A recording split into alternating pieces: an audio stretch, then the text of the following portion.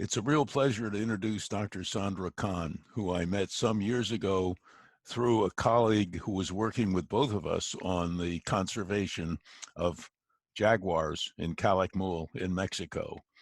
And Dr. Kahn led me to the most embarrassing thing in my entire scientific career as an evolutionist, because she pointed out to me that huge numbers of people in society today are suffering because they have small jaws, who have teeth that come in crooked and point in different directions. And if you use braces to change where they are, if you don't put a retainer in afterwards, the teeth continue to move around. And it seemed very weird to me that you would have all of these things going on uh, in modern human beings, where we know perfectly well that hunter-gatherers, our ancestors, all had fine teeth. They never had what we call wisdom teeth, last molars that often don't erupt, and so on. And the problems caused by this are extremely severe because, among other things, the small size of the jaw leads to an inadequate airway, to sleep apnea, disturbance of sleep, which is a huge stressor, and tied into things like heart disease, diabetes, cancer, ADHD, and so on. Uh, and the idea that this was somehow caused by genetics, of course, is pure nonsense. It's obviously caused by the huge experiment we're running as human beings in our most recent times. Out of our 300,000 years of history as modern human beings, it's only over the last few thousand and majorly over the last few hundred that we're seeing these changes in the jaw. And they're clearly being changed by this huge environmental experiment. But what we have not fully learned in detail is just what aspects of the gigantic changes in our physical and biological behavioral environments are causing the shrinking of human jaws, which has been very carefully measured, for example, by exhuming bodies from 300-year-old cemeteries, measuring the jaws, and then measuring the jaws of current people from the same society, and find out that they have shrunk just over 300 years, much too rapid a time for it to be genetic evolution going on. So now what Dr. Kahn is going to do is bring you up to date on a lot of recent work and very excellent work, trying to tell us what aspects of this huge experiment are basically responsible for the great change in our jaws. And this is such an interesting problem that a whole series of colleagues have joined us in writing a scientific paper published in a major journal now, describing in detail the scientific facts behind the sorts of things that I've just said and that Sandra is now going to tell you about. First, we'd like to give you the exact definition of what transdisciplinary means, because it's important to understand that we're not talking anymore about multidisciplinary or interdisciplinary. We're talking about transdisciplinary, which defined by the Harvard School of Public Health is the efforts conducted by investigators from different disciplines working jointly to create new conceptual, theoretical, methodological, and transitional innovations that integrate and move beyond discipline-specific approaches to address a common problem. Journal of the American Orthodontic Society, which is a society of pediatric dentists that are interested in doing orthodontics. And this is a group that will take us to the next level because they understand what we now coin pre-early treatment, which is not like orthodontics. We talk about early treatment, 6, 7 years old. That's late.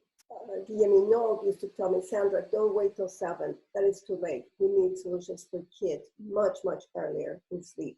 Dr. Marisa Santos is the one that coined pre-early treatment with me, and we're treating 2-year-olds, 4-year-olds very early. And now working with Dr. Rangel, we are building the project 0 to 15. 0 to 15, and this is, I'm going to read the conclusion of our paper, which is we are proposing the concepts of the transdisciplinary approach to advocate for the need to form a generation of orthodontists and doctors focused on guiding the healthy development of children from zero, that's before birth, even before conception.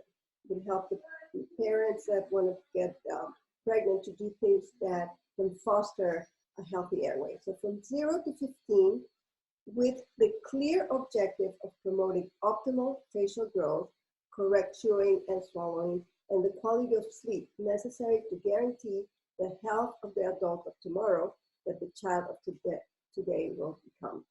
So this is what our team is building together, and we're trying to create this protocol so that it can be replicated all over the world. Parents are very overwhelmed. They are bombarded by information from the internet. So we are creating the teams that can work for them and for the health of their children every step of the way. So we are all working under one roof. We know that if the problem's not genetic, this is dad, mom, and the kids that come to us are looking quite different in many ways. What is normal? And there's new studies showing that an end-on bite should have been normal for our species, but through speech, we have moved to get an overbite, an overjet. So we need to understand what was normal for our species, because we, as we saw before, we have not evolved genetically to have the problems that we have. And what is normal, we know as pediatric dentists that we're supposed to have the gaps. At 4 years old, we might not have those diastemas, but at 5 and 6 and 7, we have to develop them. So we got to study and take our patients to where they need to be. When we have these kids, 4-year-old, 3-year-old, that are not developing diastemas, we know that there's simple things that we can do. I'm not going to get into mechanics. There's amazing work done by Dr. Wong and others, Marisa Santos, that are doing this mechanics. But we can change very quickly. This is less than a year. We can change these kids from a situation that is an emergency and an alarm, and it's fully recognized, and put them right where they belong. And we can get these jaws, these maxillary and mandibular arches, to become what they need to become to receive the permanent teeth. And these kids change their habits, and they move ahead without any treatment. So we are actually fostering health, not necessarily preventing, not necessarily correcting the problem. We are fostering with them. They come back every year just for photographs, but they thrive, and they thrive in many, many different ways. So we can see these are the arches. Now we have the permanent dentition coming in at 7, and there's room, there's extra room. We have those diastemas. And these kids just keep coming for photos, and they're thriving on permanent dentition. But we can see that through our program that includes semi-rapid expansion and utilizes the contact resorption biological process, we can change the shape. You can see very clearly here that the shape of the palate is changing. It's not dental movement. And in the x-rays, we can watch how the airway is changing through this program that is skeletally based, not dental based.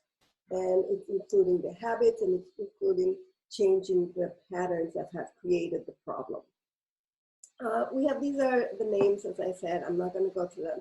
I'm going to go down and spend more time with angle keys. But let's talk a little bit about posture, because I feel that the evidence for all these treatments lie in changing the environment, and the environment is the posture. And when we have a closed system, we have soft tissue that is maintaining a light continuous force against a hard tissue. That soft tissue, which is a matrix, will foster the development if it's a closed environment. So the functional matrix really shows this very clearly. Angle key, head of Gottenhen Hospital, medical hospital, 3 PhDs, ENT, maxillofacial surgeon, and phonoaudiologist. Dr. Nocell is the orthodontist, so they cured snoring, and then they started publishing on the intraoral pressures. And this is critical. If you take anything home from this lecture is it's not about muscle force, it's about negative pressure, which is suction. It's not the force, but it's the pressure inside the compartments, and that happens throughout the body.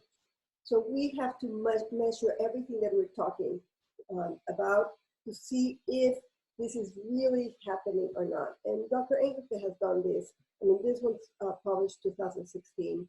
And in a nutshell, he talks about 3 types of mouth closure. Open compartment, it's open lips, which is valve 1, open lips, tongue low, so we have an open compartment.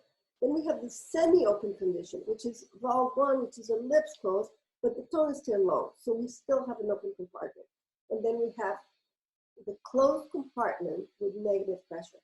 And that's when the tongue goes up, fills the whole space, and we have the compartments closed in the front and in the back. The lips and the tongue, all the way to the soft palate. Dr. Engelke coined it uplock because it means that the tongue is locked up to the roof of the mouth.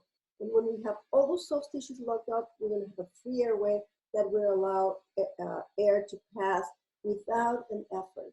Effortless breathing.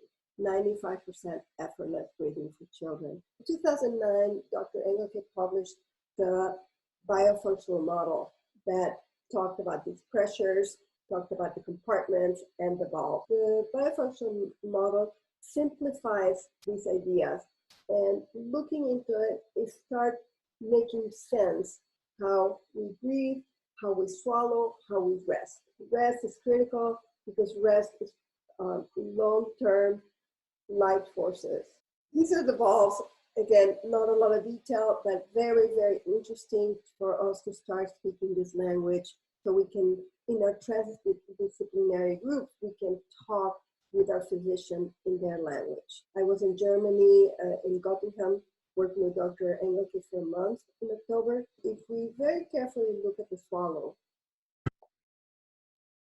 when we swallow, the constrictor muscle, the superior, middle, lower constriction, help by touching that soft palate and helping bring down the bolus or the saliva. And then as soon as we're done, we go back to a situation where the airway is nicely open. And you can see the Donder space, which is the concavity that we see in the roof of the mouth, matches the concavity of the middle dorsum of the tongue. And there's a bubble here that creates that negative pressure, so it's going to suck in all the soft tissues. And that way, we can actually hold that rest position without muscle work, without muscle energy. And this is key to resting properly because nobody can hold a muscular position no matter how much they work their muscles.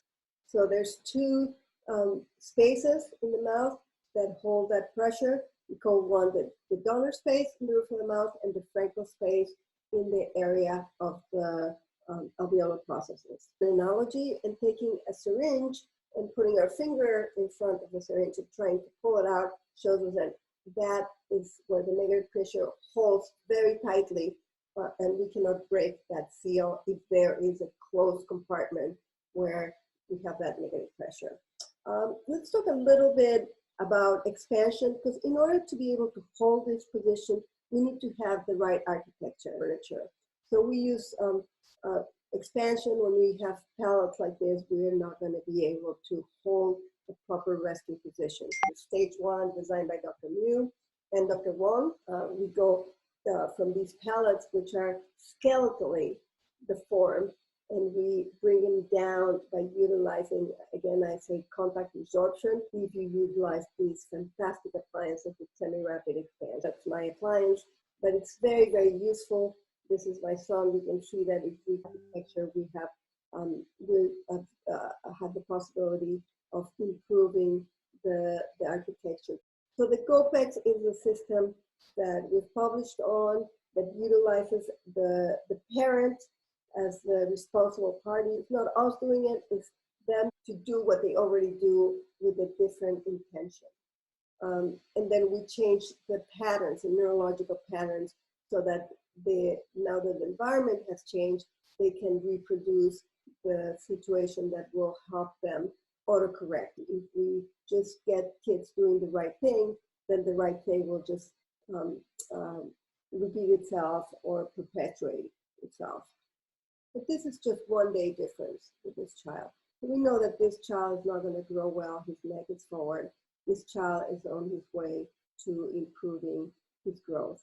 Same thing here. These kids are amazing. They look as different people.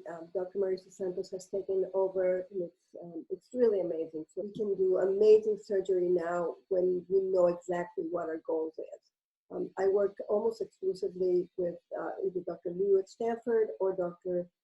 Hernandez Alfaro.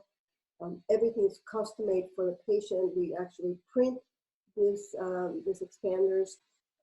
The critical part is to do the 3D planning and work with a good surgeon that communicates in this transdisciplinary team.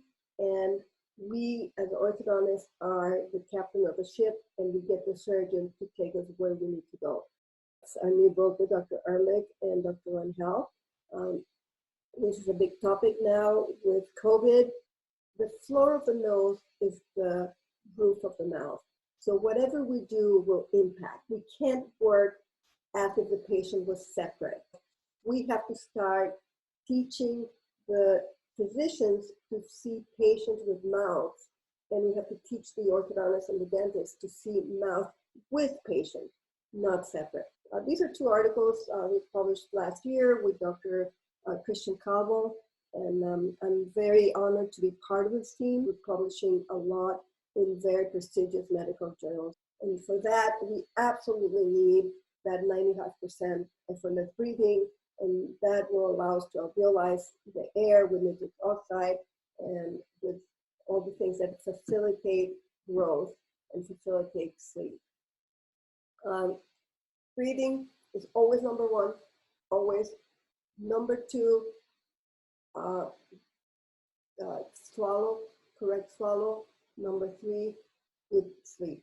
So we need to have a hierarchy and follow the sequence of what's most important. If we can breathe well, we're gonna do more with less, and these kids are gonna grow better and emotionally learn to integrate their memories, their functions, their emotions, and this is going to really, really have a big impact in their life. To close this lecture, we go back to the up lock. In the rest position, where all the tissues are kept away from the airway. If that button's open, we will have to have a bigger effort to be able to suction through an aspirator. So this is very easy to understand with an analogy. The suction, the button is the hole in the back is the mouth, and the tip is the nose. So if the mouth is fully closed with this up lock, then all the positive pressure in the nose will create that 95% effortless breathing. And you can see here that if the tongue is not where it should be, then the soft palate's going to be floppy, and it's going to cause the effort. And this is snoring, and it's the problems that we know with the airway. Again, I'm going to show you the triangulation of that up lock so that it can stay in your brain, if you can see it. We swallow, we have that strong union between the posterior constrictor and the soft palate. We push the food, and then we go back to that resting position, which is with an airway nicely open. These are the activators that we have right now. We're working on a fourth activator that actually measures pressures in all of the compartments. But here we have the two samples. This is the activator that has the funnel that allows you to see if you are doing it right or not. And then we have the Bluetooth one that will send the information to our data through the app in the mobile phone. So the parents or whoever's using it will know if they have the correct pressure. Sometimes we suck too much and the pressure is too high. So the Bluetooth manometer helps us measure that pressure and give us a view of how many hours or how much time. The way we use these activators is we use them for practice, not for sleep. We use them for practice. We want to practice an hour before we go to bed. This is all backed up by the articles that have cured snoring. So an hour before bed, practicing the up lock will allow us to sleep in this position. And then we can also vary. We have another activator, the lip lock activator, and we have the 4 manometer activators, and those are going to become available too. But these 2 are already being tested, and the results are fantastic. And with that, I am going to thank you for listening to our presentation. And if there's a question and answer, I'm happy to give you my email at Forwardonics. It's info@forwardonics.com. So I'm happy to write or talk to anyone that has questions. And it's been a pleasure and a great honor. Toda raba. Thank you.